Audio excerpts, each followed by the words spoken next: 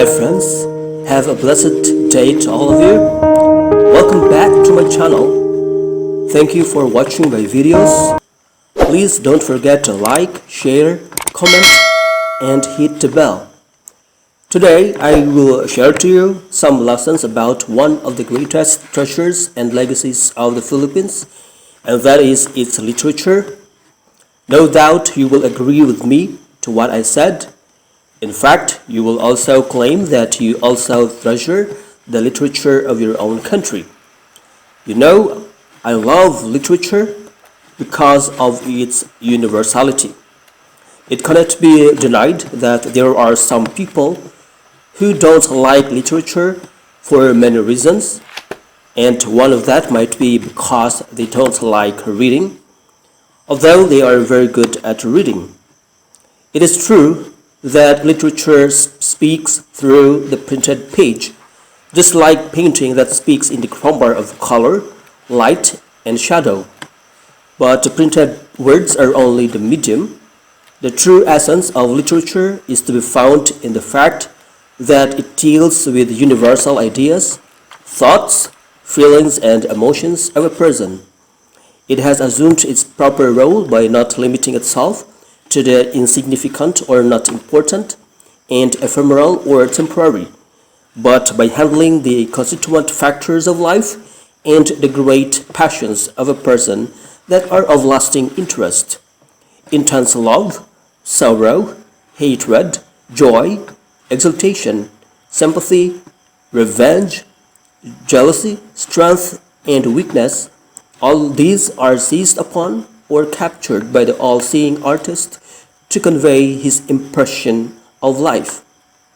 That is according to Teofil Tuazon and Buenaventura Medina Jr., authors of the book Philippine Literature from Ancient Times to the Present. The lessons I am sharing to you now are based on this book. I'd like to start from the topic about Filipino folk songs because one of its types is the love songs. Do you have a favorite love songs, guys? Mine is You Are My Song by Martin Rivera. Sample. You are the song playing so softly in my heart. I reach for you, you seem so near and yet so far. I hope and I pray you'll be with me someday. I know down inside you are mine and I'm your true love. Or am I dreaming? How can I? It's time I try to say goodbye. You are there, you look my way, I touch the sky. We can share tomorrow and forevermore. I'll be there to love you so. You are my song. Of course, the song is composed basically of the music and the lyrics is actually in the form of poetry, for it has a rhyme and rhythm. You know, the Filipino love for poetry did not vanish with the coming of Spaniards in the 16th century. Neither did the imposition of the Spanish culture wipe out Filipinos' love and knowledge of the verse. So let me first introduce to you the pioneering Tagalog versifiers during the Spanish occupation in the Philippines. Number one is Fernando Bagungbanta. He succeeded in lifting his head bravely to sing, but diligent search today for Bagungbanta's reputed metrical tales proved disappointing because no original stories associated with his name can be located. All that can be found are snatches of his verse entitled Salamat na walang hanggan, meaning eternal thanks are offered. Another pioneering Tagalog versifier is Tomas Pinpin. who is the first known Filipino printer of importance. He was also a writer and a poet. He co-authored a book entitled Librong Pag-aaralan ng mga Tagalog sa Wikang Kastila. Pinpin's book was written with the purpose that of learning Spanish. His attempt at verse could best be seen in his short versified prayer, Come con Dios, or O Great God My Father. The next pioneering Tagalog versifier is Pedro Suarez Osorio, with his attempt at poetry entitled Salamat ng Walang Hoyang, or Thanks Be Without End. The last one of the pioneering Tagalog versifiers is Felipe de Jesus, who seemed to be the first Tagalog versifier with a fair poetic sense. His tender feeling is evident in a short poem, Ibong Kamunti sa Pugad, or Birdling in the Nest. Now, after a time of these pioneering Tagalog versifiers, there came the religious verse, hymn known as a verse represented by awits or religious songs and buhays or lives. A verse form that at once gained great use was the religious hymn known as Dalit. The buhays like awits are extended versified biography of the important figures in both the Old and New Testament. The lives of the biblical characters were never overlooked by our religiously inclined people.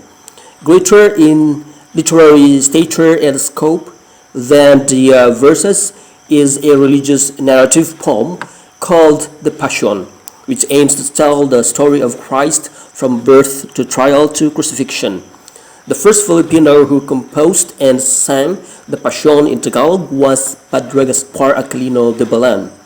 Another Passion writer is Juan Evangelista with his Passion entitled Martyr sa Golgotha or Martyr of Golgotha. Still another Passion writer is Locio Caraan, whose Passion entitled Masamyong Bulaklak sa Hardin ni Jesucristo, or Fragrant Flowers in the Garden of Jesus Christ. The Passion is also being sung. Now, the Filipino, by virtue of his life in a world perpetually green and always warm, sings nonchalantly or just in a relaxed manner, and filled his songs with gaiety and mirth or happiness and laughter. The Filipino of earlier times found inspiration, solace, and satisfaction in his day-to-day activities. Work had to be done cheerfully and well, as evident in the folk song Planting Rice. In the folk song Bahay Kubo, the humble Filipino who has little concern for the rest of the world sings wholeheartedly of his love for a home and a garden. The songs entitled Fisherman's Song and Tai-Ho Boat Song had helped the fisherman to bear the hardships and dangers which beset him and gave him the courage and the strength to carry on his work. In another folk song entitled Tuba Gatherer's Song, the laborer describes his work with gusto or enthusiasm and in the dramatic manner. Speaking of drama, let's briefly talk about the Philippine early drama before we continue with the folk songs. As precursors or prototypes of the drama as literary type, the Carrillo, Duplo, and Karagatan can easily be considered because of their dramatic sense. The Carrillo, which enjoyed wide popularity in the early Philippines, is a play of cardboard figures projected on a white screen. The theme of the Carrillo, also known as shadow play, was drawn from legendary stories. The Duplo and Karagatan had their roots in the past in connection with mourning rituals and later with harvest celebrations. The Duplo, which earlier played to relieve the monotony or boredom and sadness of the prayers for the dead, it later became an elaborate dramatic debate in verse. The Karagatan, which is a native play, is essentially a play of words. The Muslim Filipinos have their own native play called Bayok, which is usually followed by a handkerchief game called Sayatan. Now, going back to folk songs, the Filipino is a great lover of beauty in women, and it is in describing this quality that some of the most poetic and ardent or inspiring lyrics have been composed. Do you have a song about the beauty of a woman or a girl, guys? I have one sample. Beautiful girl, Wherever you are, I knew when I saw you, you had opened the door. I knew that I'd love again. After a long, long while, I'd love again. It was destiny's game. When love finally came on, I rushed in line only to find that you were gone. Beautiful girl, I'll searching for you till all of your loveliness in my arms come true. You've made me love again after a long, long while in love again, and I'm glad that it's you, beautiful girl. So again, most poetic and inspiring lyrics have been composed to describe the Filipinos' great love for the beauty of the women. Like for instance, the short song Kami a Flower, which contains these lyrics. A young girl when she loves is as sweet as jasmine in spring. Wow. Also in the song Young Maidens Are Like Flowers, with its lyrics, young maidens are like flowers, around which bumblebees buzz. Maidens should not most be careful not to listen to the buzzing of the false. Woo! So girls, be careful not to listen to the false promises of the boys. Like bees, they may just want to taste your fresh nectar from your blooming flower. No malice intended here. In bridal songs, virtue and clean living are religiously emphasized. This is evident in the song Mangmang na babae sa lawahang lalaki, or innocent maiden flattering man, that contains the following lines. Oh, a girl should never listen nor be deceived too soon by a man's fine clothing and soft flattering words. Oh, but not all men are a flatterer. There are also gentlemen. Alright guys? Most bridal folk songs emphasize the women's conduct after marriage. Purity is held by our ancient people in high esteem. When it comes to the affair of the heart, the Filipino has his own peculiar or different way of expressing himself. Almost always, love is expressed indirectly or not directly. To succeed, the lover must exaggerate his woos or courting with the girl and his determination to overcome all obstacles in his pursuit of the loved one. One of the most beautiful love songs is Tagala Serenata, or Serenade to a Tagalog girl. Do you know a serenade, guys? I have one. Sample. Okay. Love me with all of your heart, that's all I want to love. Love me with all of your heart, or not at all. Don't give me your love for a moment or an hour. Love me always as you love me from the start, with every beat of your heart. Okay, that's it. So, a serenade made its appearance early and achieved great popularity. The old people living in the mountains of Visayas and Luzon have many serenades which are sung dramatically. In many of the Filipino folk songs, there is a directness and frankness that tear the veil from charm to deceit. Many of our singers evidently were clear-headed people who, recognizing human frailty or weakness, were tolerant to see humor in pretension and false pride. The Filipinos, like all people, have a sense of humor of their own. The folk song entitled Breakfast Song is frankly comic. Do you know a comic song, guys? I have one sample. Okay. The coconut nut is a giant nut. If you eat too much, you'll get very fat. Now the coconut nut is a big nut, but it's a delicious nut and it's not a nut. It's a cocoa fruit. It's a cocoa fruit of a cocoa tree, from the cocoa palm family. Alright, so among those folk songs, we also find innumerable lullabies, many of which are lovely, graceful. Lullabies, also known as cradle songs, are played to children to send them to sleep.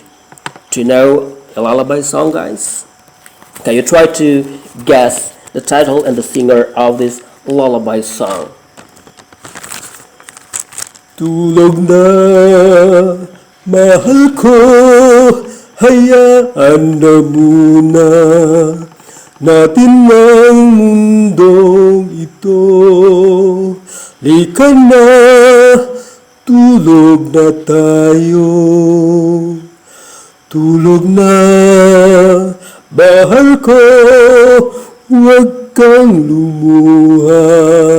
Malambot ang iyong kama. Saka na problema. Tulog na, hayaan na muna natin sila. Mamaya,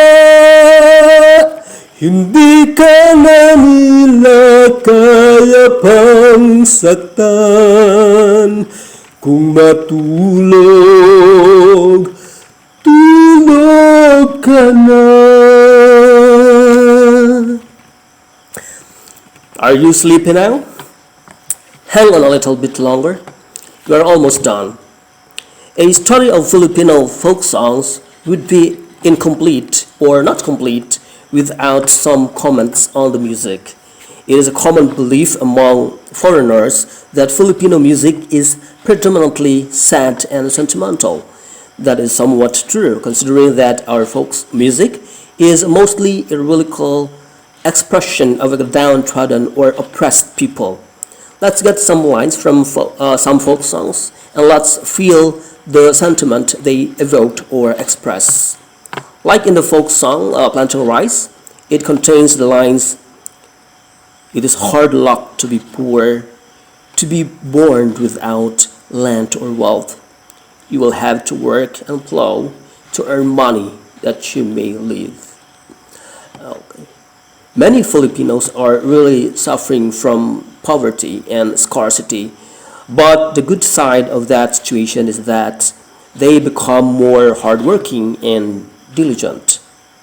In reality, the worst suffering is not poverty, but what, guys? Let's take a look for the answer from another folk song entitled Beautiful Luciana, which contains the lyrics, "Your looks of disdain cause great suffering, for you know full well that my heart is aflame with burning love." Intense true love that is unrequited or not reciprocated is really a great suffering. Can you relate with that situation, guys? Here is another testimony of that suffering because of love, from a folk song entitled Inhuman Pain, with its lyrics, "My tender love, which you ignored, destroys my soul to pieces." Ouch. Love for more. So we can see why love can bring destruction to a person, like suicide. Why?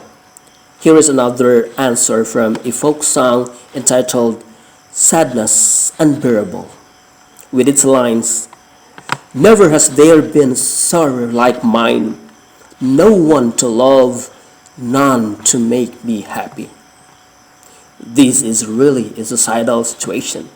But beware of that, guys, because it's really bad and abominable. It is a capital sin. Remember that life is a precious and priceless gift from our God in heaven. We have no right, not even anyone else has the right, to kill life. It is only the right of our Creator. So let's wait for that. For the meantime, let's divert our attention to happy and inspiring love folk songs. If I may ask, who can be one source of inspiration, aside from God, of course? From the folk song entitled Lulay, you can infer an answer. It contains these lines: Nothing you attempt in the world is so hard to do as to win the love of a maiden, modest and true. That is truly an inspiration of having a loved one who is modest and true. Right, guys? But is it really hard to win the love of a modest and true maiden? How to win her love? Okay, here is the answer of that girl from the folk song entitled Dear Wooer. Wooer means the guy or man who is courting fervently or earnestly his girl. The song contains these lyrics: Dear young wooer of mine, if you would win my love, the first thing you must do is to teach me how to count. So that is the secret, guys. Teach her to count. Give her your pocket, your ATM card, your bank account, in other words, your money or your property, for her to count. That means, my point is, are you stable enough economically to provide her needs and even wants? So guys, have a stable work or job first, and it is easy to win the love of a maiden who is modest and has true love. It is just a practical suggestion. Otherwise, if you are courting a girl but you have no work, this might happen to you. Listen to the lyrics of this serenade. O lamp in the cold night, you're as a star in the sky. O light in the quiet night, your image dear, bringing me pain. I think I know how to sing this serenade in Tagalog. O ilaw sa gabing malamig, wangis mo'y bituin sa langit. O tanglaw sa gabing tahimik, larawan mo nining, ay sa akin pahapis ay. It really brings pain to a guy who is courting or serenading a girl likened to a lamp in a cold night because she is not accommodating warmly the guy, and likened to a star in the sky because she is distancing herself, and likened to a light in the quiet night because she is not communicating with the guy. This happens when the girl is modest and true, and the guy is only flattering her without showing his stability in his life. Right, guys or girls? Okay, so that is all about folk songs. The point is, the importance of studying folk songs is in learning their lessons that are relevant to one's life. Aside from songs and poetry, another literary type is the prose. The early prose writings, particularly during the time of the Spanish regime, were chiefly composed to enhance the Christian religion and morality. Several types of prose that succeeded in gracing Philippine writing were written by both priests and laymen, or ordinary or common men. One of these priests was Modesto de Castro, who wrote Urbana at Felisa, or Urbana and Felisa, his most distinguished literary work. Urbana at Felisa is a series of familiar letters exchanged by two sisters, since the primary purpose of the Castro was to ingrain a sense of native values, the fear of God and love of country. The fictional life of the two sisters was highly punctuated by counsels and explanations of ethical precepts. Pedro Bucanig, a man of letters, is reputed to have written a book of Ilocano grammar. Gabriel Reyes wrote the novel Capitana Tuna. Joaquin Tuason wrote both prose and poetry in instilling Christian faith. Tuason's highly literary work is Matuwid na Landas. Antonio de Borja distinguished himself by translating into Tagalog the famous novel Barlan and Josaphat. Vicente Garcia translated Thomas Akimpe's Imitation of Christ into Tagalog. Now let's briefly talk about Moro Moro. The Moro Moro is a pure blood and thunder melodrama with a plot based on a love affair between a Muslim Filipino prince and a Christian princess. Francisco Balagtas, considered as the prince of Philippine modern poetry, reputed to have produced over 100 Moro Moro plays. Jose de la Cruz, popularly known as Huseng Sisiu, also wrote several Moro Moro plays. His masterpiece is Segismundo. Another Moro Moro writer is Juan Crisostomo Soto, better known as Crisot, who produced Ing Sultana or The Sultan. Anselmo George Fajardo, known as the father of Pampango literature, was the author of a 3-volume Moro Moro, Vida de Gonzalo de Cordova. Aurelio Tolentino, as well a writer, wrote a Moro Moro, La Venganza de Conde Rabdul. In Pangasinan, the best-known Moro Moro comedia producer was Santiago Magcar. The Bicol region has produced 2 comedias, Pantelope and Adriana. Both were authored by Nicolas Serrano e Oriarte, a local writer. Again, Francisco Balagtas, also known as Balthazar, wrote over 100 Moro Moro plays. However, he gained wide reputation as a poet. Some of his poems are Pagsisisi or Repentance, Labindalawang Sugat ng Puso or 12 Wounds of the Heart, and many more. And his masterpiece, and is considered the crowning achievement of Francisco Balagtas, is Florante at Laura, published at the University of Santo Tomas Press in 1838. It is a story with close affinity to our corridos and is made up of 3 parts. The first part is a dedicatory poem entitled Kay Celia or To Celia, which is addressed to his first love, who is Maria Asuncion Rivera, or MAR as mentioned in his poem, that contains these lines: Now that my orphaned state I weep, to soothe my crucial grief and pain, your image in my heart I keep, thus joyful live those days again. One literary form woven into the fabrics of Philippine culture was the metrical tale, generally termed either as a corrido or an awit. Corrido is an octosyllabic tale. It has 8 syllables each line, while the awit is dodecasyllabic tale. It has 12 syllables each line. Lastly, the first Filipino poet in Spanish to publish his poems in book form is Pedro Paterno. Finally, let me wrap up my lecture by answering the question on how literature can inspire our life.